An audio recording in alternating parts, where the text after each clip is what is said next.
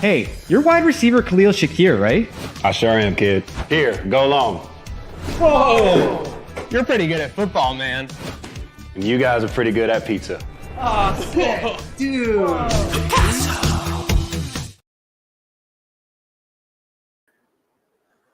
What is up, everybody? Welcome to this Trainwreck Sports podcast. It is the Picasso'S Pizza post-game show, and the Bills defeated the Tennessee Titans. And I am your host, Jake Micah, joined by Michael Partham, as we are here to break down what was a tale of two halves, but what ended up being a rout today of the Tennessee Titans. Mike, how are we feeling after the win here, about 30 minutes after the final whistle? Well, let me put it like this. When the moon hits your eye like a Picasso'S pizza pie, that's Samari. Hey. I mean, we heard going into this game, we had mentioned on the Pay the Bulls pod on Tuesday that, he happens to lead the league in drops, but maybe that's half of his quarterback's work in Cleveland, which, by the way, get well soon, Deshaun. Yeah. But, that first drive, and he has the ball go right through his hands, and it's like, oh, my God, was it actually him all along? But no, he recovered, and for such a short notice and all the work that Josh said in the postgame that he was putting in through the week, the extra hours he put in, he contributed a couple of times, 2 or 3 times there. And you could probably, in the game film, if we go look at it, see him drawing a little bit more coverage to get some guys like Keon and Khalil Shakir free.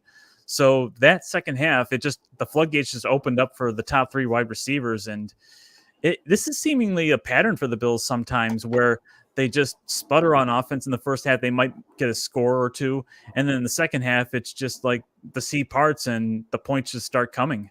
How do you feel? Like, is that getting to be a habit, or is that just a good indication that they adjust well? No, it's exactly that. I tweeted out during the game, like, the story of this season has been the second half adjustments for the Bills. Like, they've looked like different teams, and the thing is, it's across the board, right? Like, it's not just today, it was offensively a little bit more, but it's been defensively in other spots during the season too. Yeah, there's something, and I don't know, like, it's a little disheartening that the offense starts so slow and we're getting, 3 and outs to start the game and then having to adjust. Like, what's wrong with the game plan coming into the week?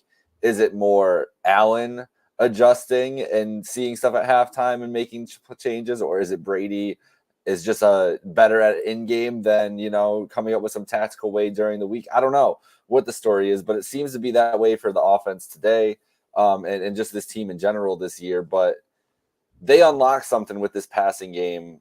You brought up Amari right away and sang your beautiful tune there. Keon Coleman, obviously 57-yard it was his longest day. 4 catches for 125 yards. Had 7 targets along the way, which was the most, tied along with Shakir too. So Coleman had to feel like he was the most open he's been in his young career today, just with Cooper on the field. I'm sure that, there will be people that break down tape and do all this during the week, but I'm sure that will bear out that Coleman had a lot more space with Shakir and Cooper on the field with him in passing situations than he has in weeks past. Don't you think? You know what the funny thing is? Keon, even though he had 4 catches, 125 yards, obviously his career game so far in his young rookie career, he's still going to be kicking himself because he feels like he should have had that touchdown on the back shoulder catch. Man. He had that catch after the run where he had nothing but end zone in front of him, and he stumbles for just a brief second, and maybe he could have outran him if that didn't happen. So he's probably that much of a competitor where he's like, I should have got a touchdown today. And it's just like one of the best days a receiver can have on only 4 catches. I agree, man. He's probably kicking himself a little bit, but yeah, that's a hell of a day, man. And just, you see the potential there too. Even if you add that catch, it's an elite day. It still is an elite day. If you played Keon Coleman in fantasy football today, you're feeling pretty good. As someone who has him on his bench, not feeling as good at the moment. But that's a day where, like, when you see a day like that with the receiver room that is apt, which I think is the biggest story of the week and of the day, obviously, with the Cooper trade, everything came to fruition with what we talked about earlier in the week about the Cooper trade and everything else, but Coleman being a direct beneficiary today, and Shakir, like the 7 for 65 for Shakir. He's loose. And Josh was saying in the postgame that he's still trying to get back into full health mode because makes sense.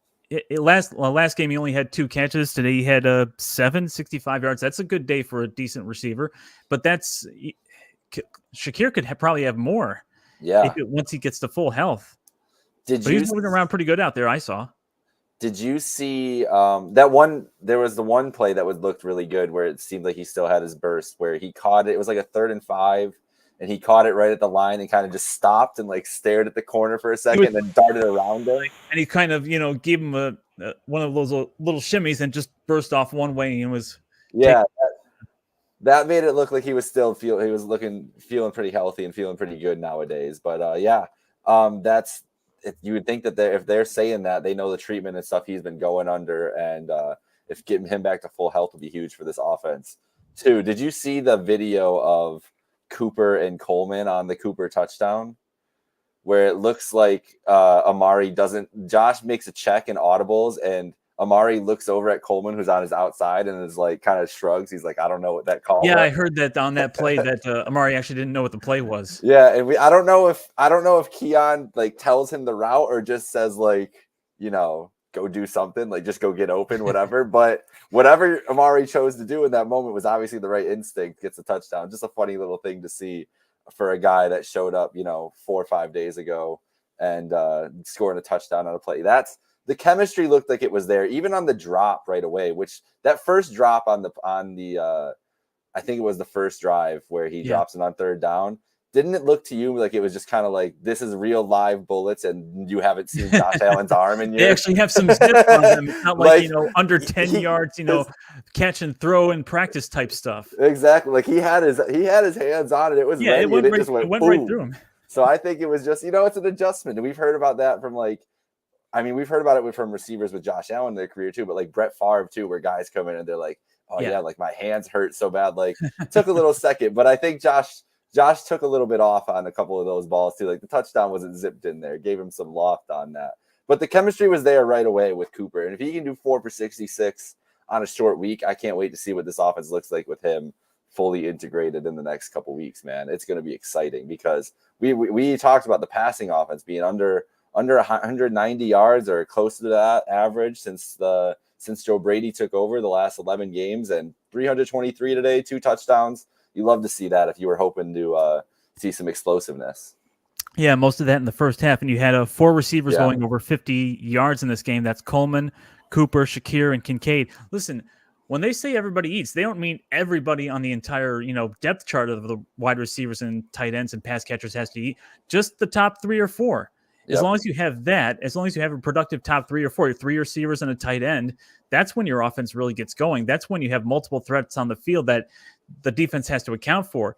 And with Coleman, getting himself into a better groove, and Josh finding out where and when he can throw the ball to him, Amari's going to create separation, and then Khalil Shakir is not going to be the one that all the defenses are going to focus on as much.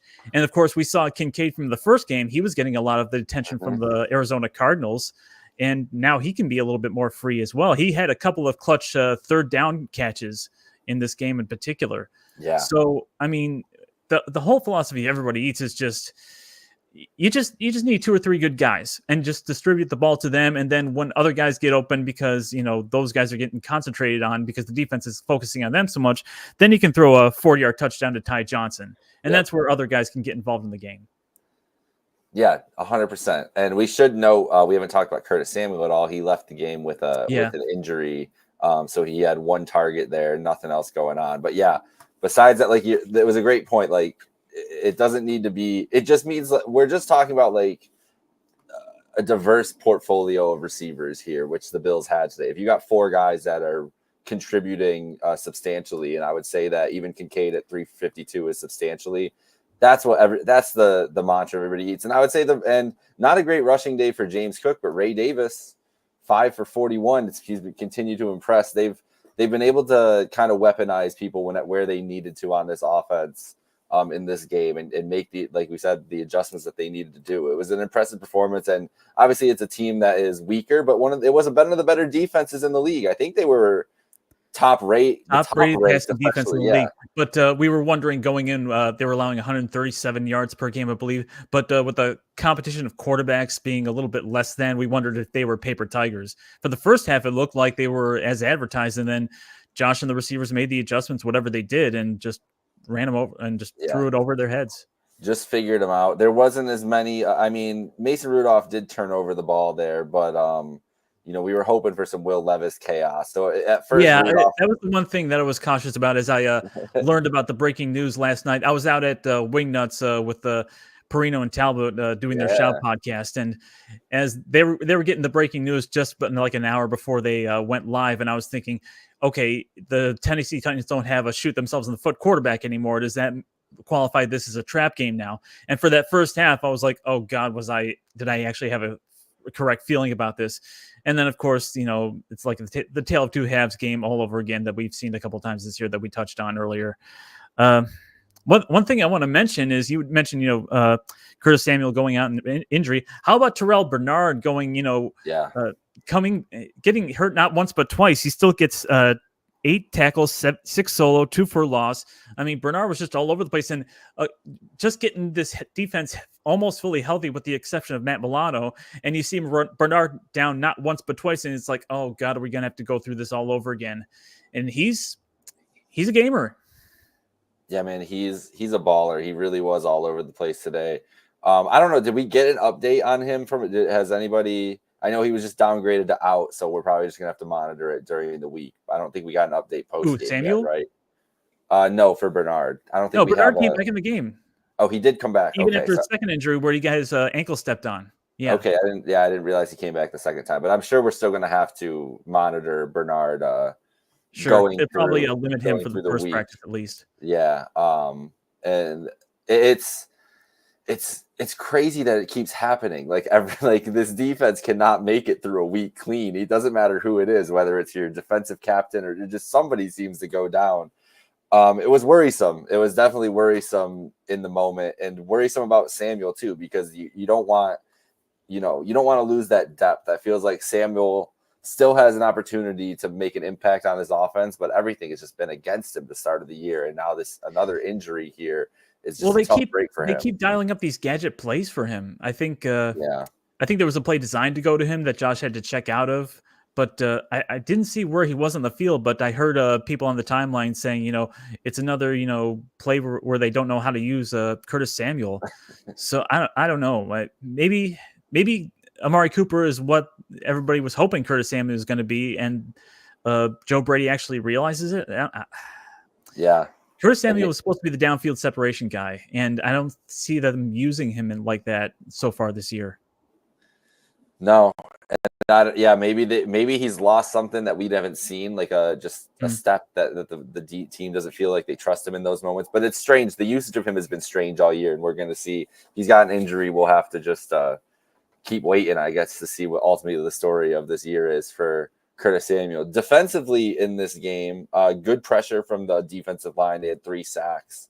Epineza, Daquan Jones, and half sacks for Rousseau and Smoot. They got great pressure. I think they had 11 QB hits. Rudolph was under pressure. Like we said, Rudolph was he looked comfortable at the beginning, and the Bills made some adjustments there in the second half. But even by the second quarter, it didn't seem like they were going to be able to really move the ball a ton in this game. The Bills just couldn't get out of their own way offensively. But great play there. Hamlin got a nice interception again, his second of the year. It was a great performance from the defense all around. This offense for Tennessee is pretty cooked. We saw the storyline of Hopkins. Hopkins officially ended up 1 catch, -2 yards, and he didn't go back on the field with his team.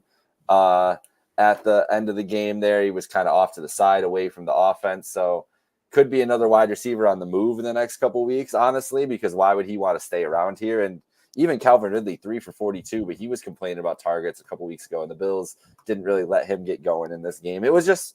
Well, they targeted Calvin Ridley 9 times. He only had 3 catches. Yeah, that's tough. I mean, man, and on the other side, Hopkins only had 1 target. But yeah, if you're only getting 3 catches on it, whether that's Rudolph or partly Ridley not, hauling those in, the results aren't there for this Titans team. They were overmatched, and the Bills did exactly what they should have done to an overmatched opponent. Yeah, there were at least 1 or 2 pressures on Rudolph where they had him in the grasp and he was able to get the ball away at least once, maybe twice.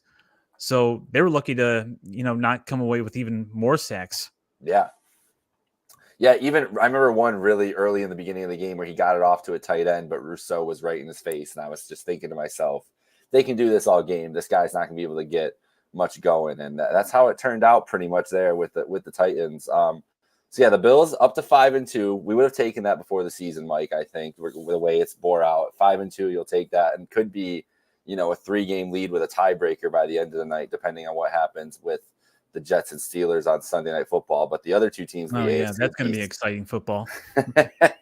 It will be on the iPad because I will be watching baseball tonight over that game for sure. But the interesting thing here today, too, from all the early games, is Houston losing to the Packers on a buzzer-beating field goal. So now the Bills, they're still behind them, obviously, for head-to-head, but both teams at 5-2. But Seattle, next week's opponent, dominating the Falcons on the road, the 4-3 Seattle team. That's going to be a tricky game next week.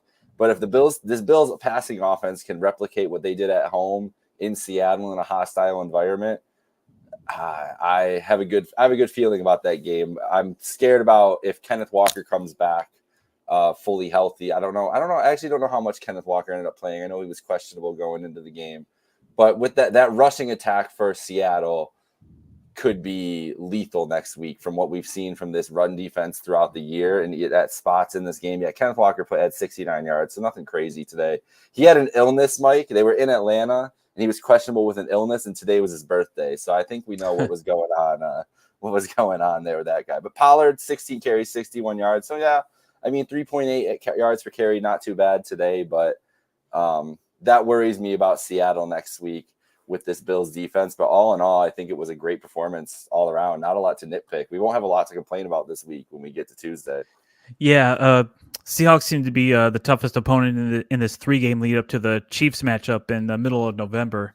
So I am afraid that it's going to be yet another tale of two halves game. I hope we can just do enough in the second half. Maybe actually score some points. They started this game with 3 and outs. They hadn't had more than 2 all season so far. Yeah. So I just hope we don't have to make halftime adjustments again and have to come back from behind again. Yeah, you're playing with fire when you eventually have to keep doing that, right? So, we want to be out there dominant. It would be if it was a dominant road victory. I think a lot of people would feel a lot differently about the Bills. I'm sure that game. I don't know what the whole extent of the schedule is next week, but that's got to be one of the bigger games that we're looking at on the NFL schedule next week. So, big opportunity for the Bills there to kind of just have one of those gritty wins and get to 6-2 and one of those bonus wins against an NFC team. How interested are you today though? You mentioned the Chiefs a second ago. How interested are you today in that Chiefs-Niners matchup? I've got to get to think it'll tell anything to you? I don't know what's going on here. I think it's underway right now, but is it going to take anything from that game if the Chiefs were to lose or anything like that, or just if the Chiefs were to lose, but the Niners are pretty banged up as it is on their offensive weapons front.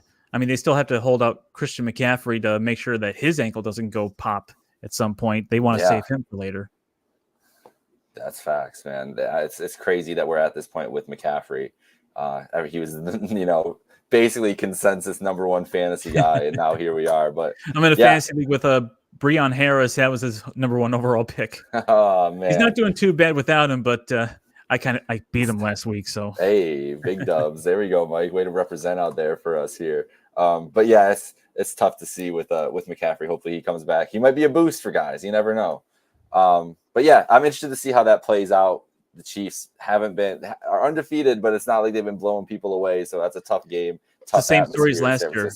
Exactly. Honestly, it is. And that defense can get them by if the offense isn't doing well enough, which is, I think, where the Bills are kind of the opposite. The offense has to pull them out if the defense isn't there.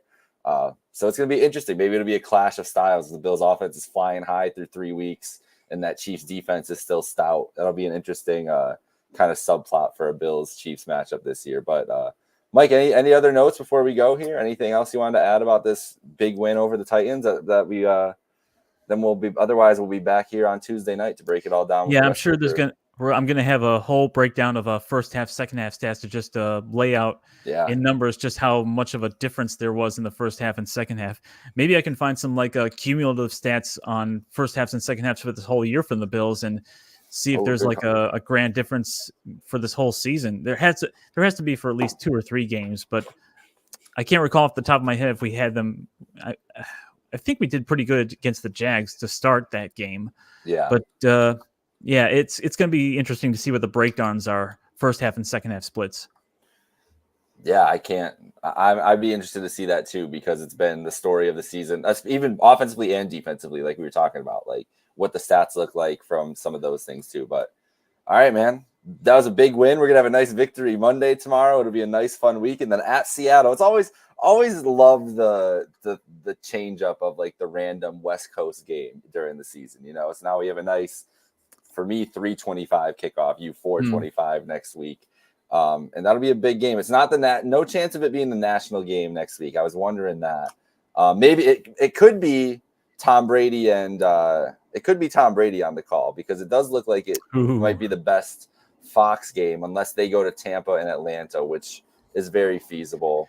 But the national game is Chicago and Washington, so that'll also be a fun game too. Well, I think Washington, their quarterback, has gotten hurt. Oh, he had no, a rib Jaden injury. just got hurt. Damn. Well, that game won't be as exciting next week if Jaden Daniels is hurt. Tom Brady being on the too. call for a Bills Seahawks game will not appeal to either fan base, I will say. No one will be happy about it. But hey, we'll see. I'll keep you posted on that. We'll if it's Tom Brady, we got to hype that up during the week for sure on the Pay the Bills podcast. But all right, Mike, thanks for joining along. This is the Picasso'S post-game show. Go get your Picasso'S pizza for the rest of the afternoon's Red Zone or Sunday Night Football action.